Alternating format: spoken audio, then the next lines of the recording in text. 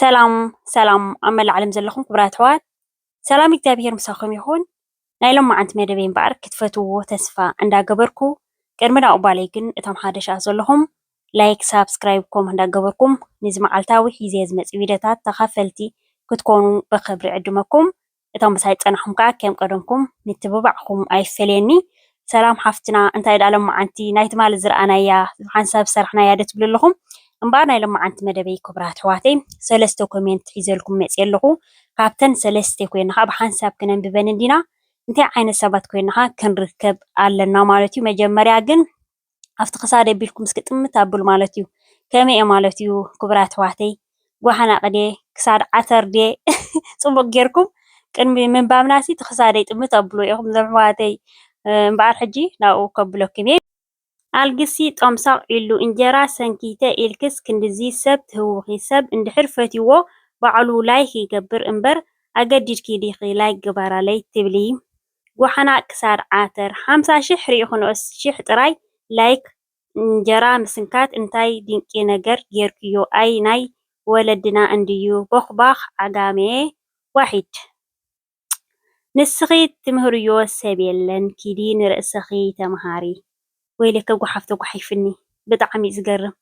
እንታይ ዝበሃል ዘሎ ክንዲ ዘኸለስክሲ ኢደይ ተነኸስኩ ዝበሃል ኣሎ ማለት እዩ። ክቡራት ኣሕዋተይ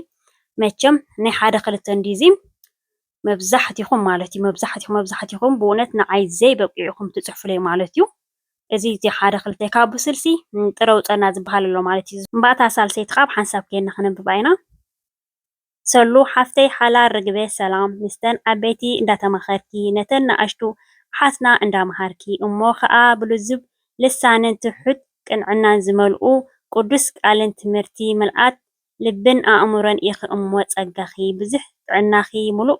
ይኹን ዝሓፍተይ ወዛም ኩሉ ተርክቡሉ ምስ ናብራን ስደትን ምስ ትምህርትን ናፍቆትን ከይተቃረንኪ ብክቡር ግርማ ኣዴታትና ዝማዕርግ ክዳን ውሕልል ኣእዳውክን መሪቕና ንመራቂ ንበኪ ኣለና እሞ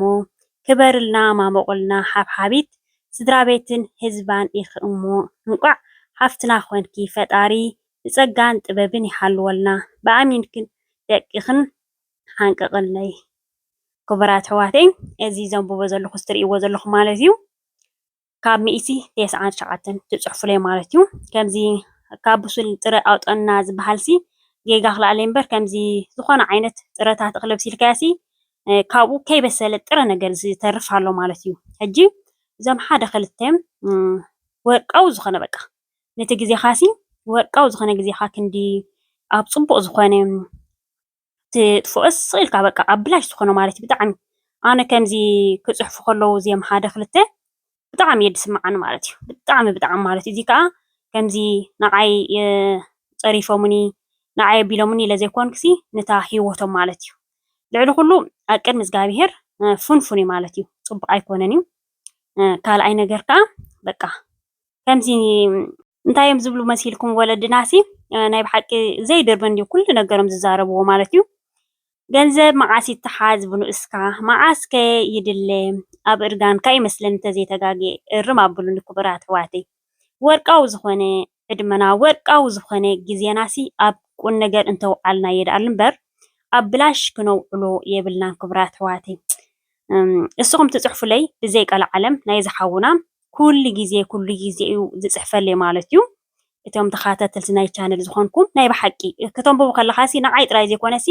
ነቶም ኣትኹም ኣብኡ ክትፅሕፉ ኢልኩም ንዓኡ ከተንብቡ ከለኹምሲ ማዕረ ክንደይ መሃሩ ዝኾነ ቅዱስ ዝኾነ ሰናይ ዝኾነ በቃ ኣነ ብጣዕሚ ቅዱስ ቅኒ ኩሉ ግዜ ዝብለኩም ኣነ ቅዱስ ቅኒ እየ ዝቐንአልኩም ማለት እዩ። ከምዚ ዓይነት ሰባት በቃ ንዝንእሽተይ ንዓኹም ዘይበቅሕ ዘይመፅ እሞ ከም ዓብይ ነገር ጌርኩም ብጣዕሚ በቃ ክነግረኩም ኣይክእልን እየ። ብዘይ ቃል ዓለም ኣነ ቅዱስ ቅኒ እየ ዝቐንእ ማለት እዩ።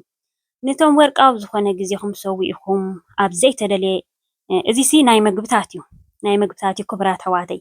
በቲ ናይ እንጀራ ኣዴታትና ኣብ ስደት ኢና ዘለና እቲ እኽሊ ከም ናይ ዓድና ኣይኮነን እዩ። ካብ ነብሰይ ጀሚርካሲ ክንደይ ቢሒቁ እሞ ዘይጓሓፍና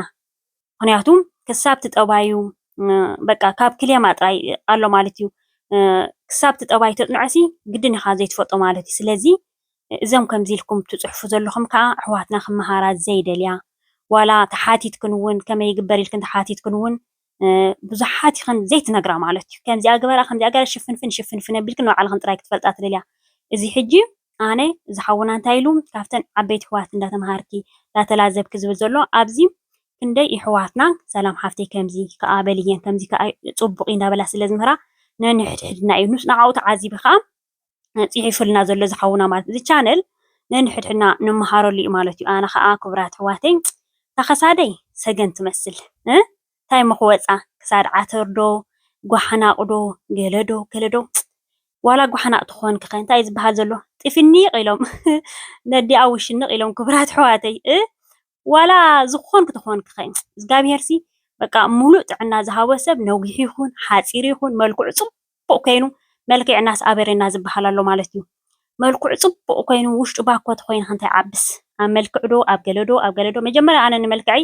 ንፋሽን ሾው ንክወዳደር ይኩን መፅአ እቲ ናተይ ዘለኒ ፍልጠት ምስ ኣሕዋተይ ኮይነ ሸር ክኾን ኢለ ዝመፅእ ማለት እዩ ብዛዕባ ናይ መልክዕ ውድድር ኣይኮነን እዩ ካልኣይ ነገር ከዓ እዞም ኣሕዋተይ ኣብ ከምዚ ዓይነት ብፍፅም ክንዋፈር የብልናን ማለት እዩ ትመሃራ ኢኹን እውን ክሳብ ዓይንክን ትዓውራስ መፂኽን ኢኹን ትመሃራትን ከምኡ ኢልክን ትፅሕፋ ኣብዚ ማለት እዩ ስቂልክን ተማሂርክን ኪዳ ክቡራት ኣሕዋተይ ብጣዕሚ ኣነ ንዓኽን ብዙሕ ኣይሕዘልክንን እንድየ ግን ብጣዕሚ ዝጉህ ከዓ ማለት እዩ ብጣዕሚ ዝሓዝን ኣብ ከምዚ ክትዋፈራ ከለኽን ብጣዕሚ ይሓዝን ክቡራት ኣሕዋተይ ብጣዕሚ ይሓዝን ይፅልየልክን ካብ በታ ዓቕመይ እግዚኣብሄር በቃ ከምዚ ስቁኢሉ ኣብ ዝተደልየን ዘይተደልየን ህዝቢ ክዋፈር ክትሪኦ ገለ ከለካ ብጣዕሚ ስለኹም ከማኒ ይፅልየ ክቡራት ኣሕዋተይ ስለዚ ኩላትና ብፀሎት ክንዳጋገፍ ይግባኣና ወርቃዊ ዝኾነ ግዜና ነንሕድሕድና ክንፋቀረሉ ነንሕድሕድና ክንመሃረሉ ነንሕድሕድና ሳፖርት ክንገብረሉ ኣነ ከዓ ከምዚ ላይክ ተገዲድኪ ኣገዲድኪ ትገብሮ ገለገለ ካብ ምርሳዕ ስለ ዝኾነ ክቡራት ኣሕዋተይ እምበር 57,000 ተረኣየ እንጀራሲ ላይክ ሽሕን ገለን ይኹን ጌርኩ ንኡ እዚ ኩሉ ህዝብስ ኣይገበረሉ እንደገና ከዓ ፅቡቅ ዝኾነ እንጀራ ብሱል ዝኾነ እኽልታት ናይ ጥዕና ከምዚ ኢለ ተዛሪበ ከምዚ ዘፅርፍ ገለ ኣይነበረን እዩ ብሓፈሻ ግን ናይ ወልፊ ናይ ከምኡ ዘለና እንድዩ ነዚ ወልፍታት እዚ ከዓ ብምንታይ እዩ ዝፍወስ መሲልኩም ኣብ እግዚኣብሄር ተመሊስኩም ንእግዚኣብሄር የቕረበለለ ኢልኩም ሰናይን ቅዱስን ዝኾነ ከም በዓል ናይ ዝሓውና ከምዞም ኩሎም ኣብዛ ቻነለይ መፂኦም በቃ ነዚ ንእሽተይ ነገር ከም ዓብይ ነገር ገይሮም ሰናይን ቅዱስን ቃል ዝፈልፍሉ ዘለው ካብ ዜሮ ተበጊስካ ከምኡ ኣይመፅን እዩ እቲ ናቶም ከምዚ ዝወፅእ ዘሎ በቃ ምልማዓት ኣብ መዓልቲ ብዙሕ በቃ ምስጋና ንእግዚኣብሄር ስለ ዝህቡ እዮም ፀጋ ናይ እግዚኣብሄር ካብ ብዙሕ ዝብለሎም ዘሎ ሕጂ ፈቲና ኣይኮናን ኢና ኣብ ፀርፊ ንዋፈር ኣካል ንዋፈር ንጠንቀቕ ዘም ኣሕዋተይ መዓሪ እንታይ ሒዝናላ እዛ ነብስና ኣነሞ ሓጢኣት ዘረባ ከምዚ ካብ ንሰብ ክፀርፍ በቃ ሰብ ፅርፍ ከብለኒ እየ ዝፈቱ ዋላቲ ከምዚ ብዙሕ ፀርፍታት እውን ኣነስ ተፃሪፍተ ዝኾን ከም ፈለጥኩ ወደ እየ ዝብል ኣይፈልጦን እየ እውን ታልካ ከምዚ ፅረፍ ንእሽተይ ቆልዓ ከይና ከማን ዝበኣስ ብጣዕሚ እየ ዝፀልእ ከም ዝበኣስ ዶ ከምዚ በፊት ሕጂ ኣብ ሂወት በቃ ካብ በዳሊ ክትከውን በቃ 100% ኣነ ብእውነት ክቡራት ኣሕዋተይ ተበዳሊት ክኾን እየ ዝደሊ ማለት እዩ ሰብ ብፍፅም ክንብድል ኢልናሲ የብልና ኣብ ውላድና ፅቡቅ ኣይንርእን ኢና ኣብ ዘርእና ንወልዶማ ንሰርሖ ማለት እዩ ኣብ ዝሰራሕናዮ በረከት የብሉን ንሕና እውን እሰይልና ክንደቅስ ኣይንኽእልና ምስ ሰባት ተተባኢስና ንሰባት ተፀሪፍናሲ ኣነ ከምዚ ሰብ ከማን ከምዚ ጎብፀፀ ጠይ ወይ ተልካሲ ሃይዳ ኮይን ኢልካ ክትሓስብ ትሓድር ማለት ትረፍደ ፀሪፍካ ክቡራት ኣሕዋተይ ናይ ሎማ ዓንተ በዚ ከኣኽለኒ እዩ ንዚ ክብሪ ሓውና ግን ኩላትኩም ምርቕ ኣብልዎ እግዚኣብሄር ኣምላኽ ዕድመን ጥዕናን ይሃብካ ኢልኩም ኣነ ኳ ብጣዕሚ እዩ ከምብቦ ከለኹ ብጣዕሚ እዩ ዝረዝነኒ ብዘይቀል ዓለም ታዝዓቤት ግን ዕድመን ጥዕናን ንኩላትኩም ዘም ኣሕዋተይ መዓረይ ሰሰና እዩ